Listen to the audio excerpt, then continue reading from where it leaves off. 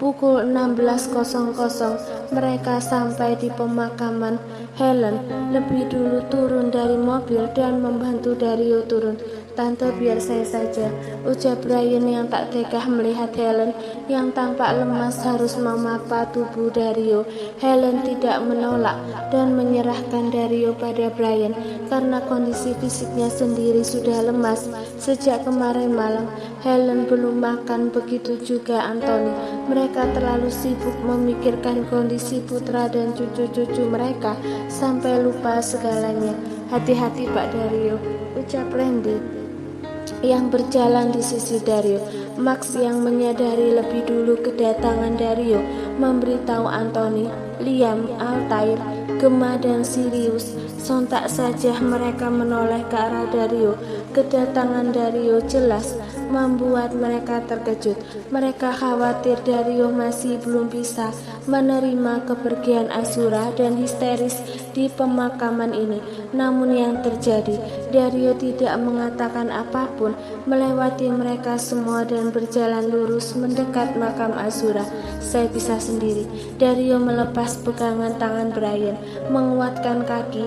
Dario kembali melangkahkan kaki sempoyongan mendekati makam putrinya. Begitu sampai di sana, Dario langsung tersimpu di samping makam Azura. Anthony melengos dengan mata berkaca-kaca, tak kuasa melihat putranya bersedih seperti itu. "Pak," Helen mengusap lengan suaminya. Air mata Helen sudah tak tertahan sejak tadi. Anthony menarik nafas dalam-dalam dan mengeluarkan perlahan untuk menenangkan diri. Anthony juga terpukul atas kepergian Azura, tapi Anthony harus tetap tegar untuk orang-orang di sekitarnya. Jika dia drop, Helen juga pasti ikut drop. Apalagi sekarang wajah Helen tampak pucat. "Sebaiknya Mama pulang. Papa yang akan menunggu Dario di sini." Helen menggeleng. "Aku akan tetap di sini menemani Dario, tapi kondisi Mama lemah." "Aku baik-baik saja," tegas Helen. Anthony menghela nafas panjang. Kalau ini sudah jadi keputusan Helen, Anthony juga tidak bisa melarang. Akhirnya mereka semua menemani Dario di sini. Sepanjang waktu bergulir, Dario tidak mengatakan apa-apa, hanya diam dengan pandangan mata tak lepas menatap makam Azura. Anthony, Helen, dan ketujuh tidak ada yang bersuara, namun isi hati mereka sama. Mereka khawatir dengan kondisi Dario sekarang, dan yang paling membuat mereka khawatir, Dario tidak bersuara sedikit pun. Dario seolah hanyut dalam pikirannya sendiri. Mereka juga tidak berani mengganggu Dario. Waktu terus berlalu hingga jam menunjukkan pukul 22. "Pa," Helen menoleh pada suaminya, "kita harus membawa Dario pulang. Dia baru saja operasi dan kondisinya masih lemah. Jika Dario tetap memaksakan diri seperti ini, kondisinya bisa drop." "Ya sudah, Papa coba bicara." Anthony menghampiri Dario dan menepuk pundaknya. Dario sama sekali tak menoleh. "Nak, sudah malam, sebaiknya kita pulang. Kondisi kamu juga belum fit sepenuhnya. Kamu harus istirahat dan besok kalau kamu ingin datang ke sini, Papa akan menemani kamu. Kalau Papa mau pulang saja. Aku masih ingin di sini." "Ini sudah malam, Dario. Kamu harus istirahat." "Aku akan istirahat di sini." Tiba-tiba Dario berbaring di samping makam Azura dan memeluknya lalu memejamkan mata. "Jangan khawatir sayang, Daddy tidak akan meninggalkan kamu. Jangan takut, jangan menangis. Daddy akan selalu bersama kamu." Anthony tak kuasa menahan tangis. Kelopak matanya sudah penuh dengan air mata, mendongakkan kepala. Anthony berharap air matanya tak turun, tapi akhirnya jatuh juga. "Dario," Anthony berjongkok di samping putranya. "Kita pulang ya nak, pulang sama Papa. Di sini sudah ada yang menjaga Azura. Azura akan baik-baik saja di sisinya. Kita doakan saja ya dari rumah. Ayo nak, kita pulang, Papa mohon." Dario membuka mata dan mengusap makam putrinya. Papa tidak mendengar itu. Papa tidak mendengar tangisan Azura. Dia menangis meminta tolong padaku, Pak. Dia ketakutan, dia kedinginan. Aku akan terus di sini menemaninya. Aku akan memastikan putriku baik-baik saja. Air mata Anthony lagi-lagi lolos membasahi pipi. Anthony ingin membuka mulut, tapi suaranya tercekat di tenggorokan dan air mata semakin deras membasahi pipinya. Hati Anthony sakit sekali melihat putranya hancur seperti ini. Saat Dario menyakiti Savannah dan membuatnya menangis, Anthony berharap Dario mendapat hukuman yang setimpal, tapi melihat putranya dihukum seperti ini membuat Anthony tak sanggup juga. Anthony tak sanggup melihat putranya sehancur ini. Dario, cukup nak, kita pulang. Pulang kemana, Pak? Di rumah tidak ada orang. Orang-orang yang aku sayangi pergi meninggalkanku karena kesalahanku sendiri. Sekarang Azura tidak akan pernah pulang. Rumah itu akan terasa berbeda. Tidak ada tawa, tidak ada canda, tidak ada suara rengekan dan manja Azura. Aku juga tidak ingin membawa Savannah dan Azam pulang. Mereka akan menderita jika tinggal bersamaku. Aku takut mereka celaka, Pak. Aku takut Savannah dan Azam berakhir seperti Azura jika mereka tetap berada di dekatku. Aku sumber penderitaan semua orang. Papa juga jangan dekat-dekat denganku. Nanti Papa menderita. Anthony menggeleng dan mengusap lengan putranya. Apa yang kamu bicarakan, Dario? Papa tidak menderita. Mana ada seorang ayah yang menderita dekat dengan putranya. Kamu juga bukan sumber penderitaan semua orang. Jangan bicara begitu. Papa sakit mendengarnya. Semua yang terjadi sudah menjadi garis takdir Tuhan. Jangan terus-menerus menyalahkan diri kita. Pulang ya, ini sudah malam. Dario tetap menolak, memejamkan mata dan mengerahkan pelukan pada makam putrinya. Aku bilang aku tidak ingin pulang, Pak. Aku ingin di sini dan menemani putriku. Papa jangan coba-coba menghalangiku. Kalau Papa membiusku dan memaksaku pulang, besok pagi Papa akan melihat mayatku terbaring di kasur. Anthony mengepalkan tangan marah mendengar ancaman bunuh diri putranya. Begitu juga Helen yang ikut mengepalkan tangan untuk menyalurkan rasa sakit hatinya. Helen tahu setiap kata yang keluar dari mulut putranya tidak pernah main-main. Jika Dario mengancam bunuh diri, maka Dario akan benar-benar bunuh diri jika terus dipaksa pulang. Namun jika tidak pulang, kondisi Dario juga akan semakin drop. Dulu saat Dario masih kecil, saat dia menangis dan marah karena kehilangan sesuatu, Helen akan membujuknya dengan rayuan dan hadiah-hadiah. Atau saat Dario kecil yang terluka karena jatuh dari sepeda, Helen bisa langsung mengobati lukanya. Tapi sekarang Helen tidak bisa melakukan apapun untuk menghibur putranya. Helen tidak bisa menghentikan air mata putranya yang terus menetes, dan Helen juga tidak bisa menyembuhkan lukanya. Sebagai ibu, Helen merasa sakit tidak bisa melakukan apa-apa untuk putranya. Sekarang apapun akan Helen lakukan untuk mengembalikan senyum dan kewarasan putranya. Coba aja kalau Bu Savannah ada di sini, mungkin Bu Savannah bisa membujuk Pak Dario pulang. Pak Dario kan sangat mencintai Bu Savannah. Pak Dario pasti mau menuruti semua permintaan Bu Savannah, bisik Randy pada Brian. Namun meskipun berbisik karena malam sangat sepi, Helen yang berdiri di samping mereka bisa mendengar samar-samar suara mereka. Tapi kan Bu Savannah juga sakit, jawab Brian dengan berbisik juga. Iya sih, tapi kan Max melirik tajam. Seketika Brian dan Randy langsung merapatkan mulut. Helen yang diam-diam mendengar percakapan mereka mengulurkan tangan dan memegang dadanya yang begitu sesak. Beberapa menit yang lalu Helen merasa tidak bisa melakukan apa-apa. Sekarang Helen mendapat jawaban. Helen tidak bisa membujuk putranya untuk pulang. Helen juga tidak bisa mengembalikan senyumnya. Helen juga tidak bisa mengobati dan menyembuhkan lukanya. Tapi Savannah bisa. Helen yakin menantu yang pernah sangat dia benci itu bisa mengembalikan pelangi setelah bagai dalam hidup Dario.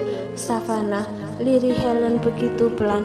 Helen pun berjalan mundur tanpa sepengetahuan Max, Liam dan yang lainnya. Begitu sudah agak jauh, Helen berbalik badan dan bergegas menuju ke mobil. Suara mobil mencuri perhatian Max dan yang lainnya. Itu mobil Om Anthony, ucap Randy. Apa Tante Helen mau pulang ya? Tanya Brian. Anthony yang melihat Helen melajukan mobil segera berdiri dan menghampiri mereka. Helen mau kemana? Tanya Anthony. Kami tidak tahu Om. Tante Helen tidak mengatakan apapun sebelum pergi. Mungkin beliau lelah dan ingin pulang. Beliau pulang diam-diam, mungkin karena tidak ingin mengganggu Om dan kita-kita yang ada di sini. Jelas Max, tidak. Helen tidak mungkin pulang. Helen mengatakan pada saya dia akan menunggu sampai Dario mau pulang. Helen pasti pergi ke suatu tempat. Max, tolong ikuti Helen. Saya takut terjadi sesuatu padanya. Saya juga ingin mengejar Helen, tapi saya tidak bisa meninggalkan Dario di sini. Iya Om, ucap Max dan bergegas masuk ke dalam mobil. Mau gue temani Bang?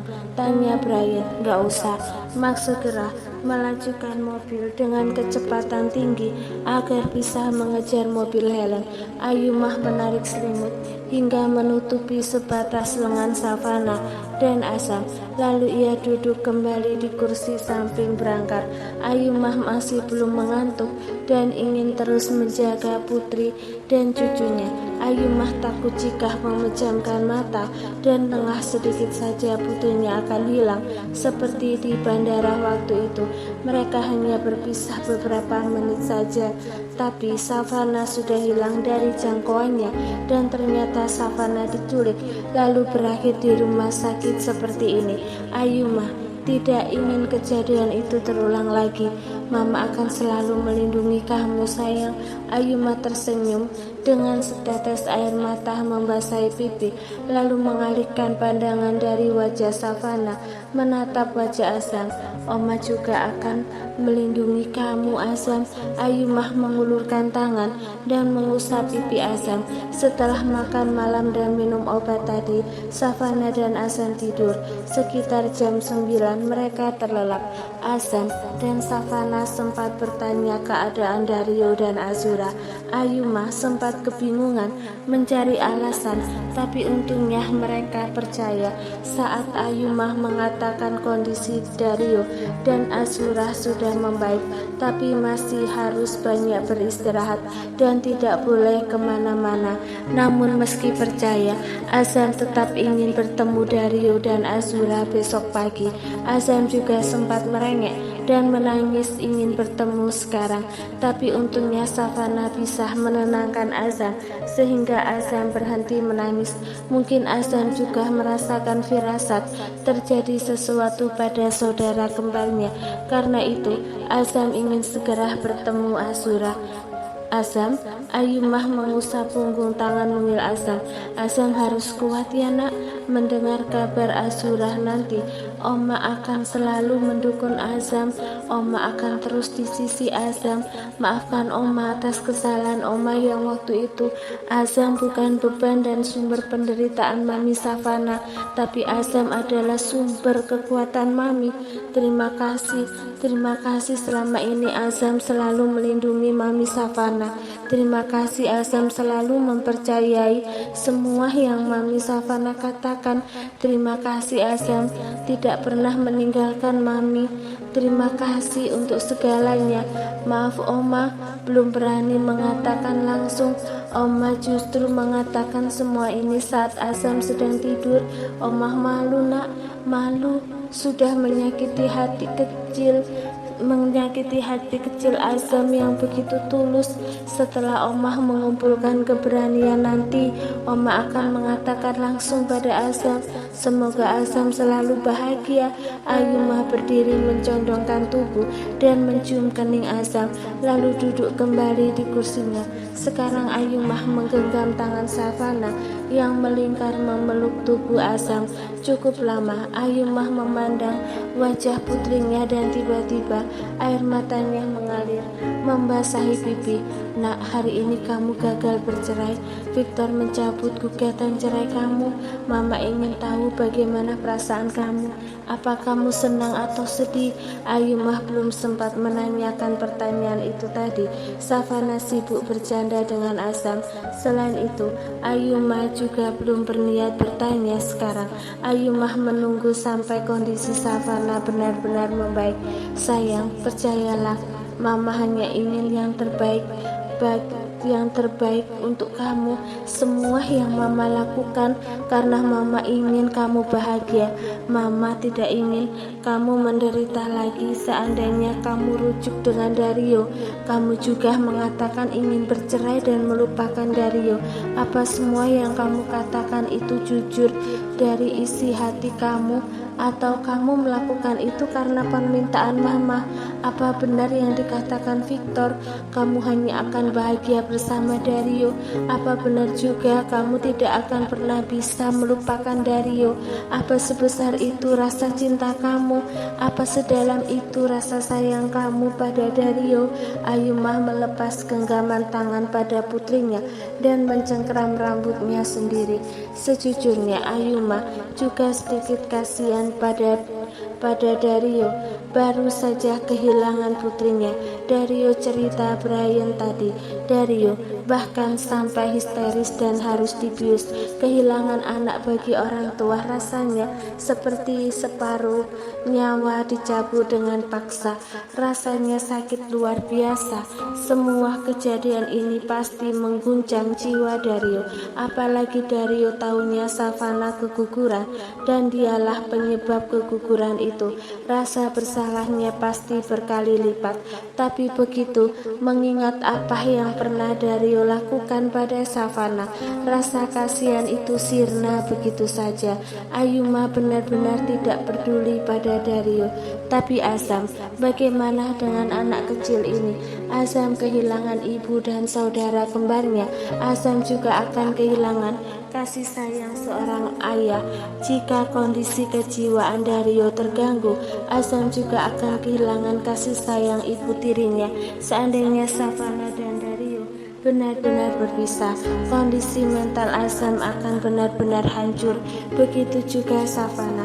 Setelah nanti Savana tahu Sia dan Azura meninggal, mungkin saja Savana masih ingin bercerai dengan Dario, tapi Savana tidak akan tega meninggalkan Azam. Bagaimana ini? Ayumah mencengkeram rambutnya semakin kuat. Kenapa semua orang harus terluka seperti ini?